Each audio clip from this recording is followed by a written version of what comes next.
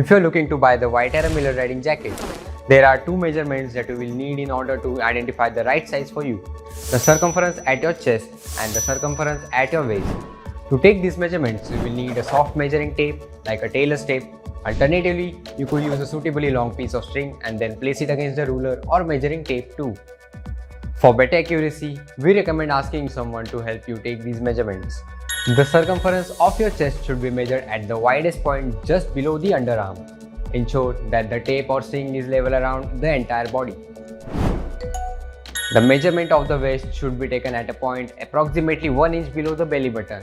Ensure that the tape or string is level around the entire body and it's not held too tight. Now, all you need to do is match these measurements against the size chart to find the right size for you. In the off chance that each of your measurements fall in different sizes, for example, the chest measurements falls in M, but waist falls in L. So, you can opt for a smaller size if you prefer a sportier fit, or the larger one for a more relaxed fit.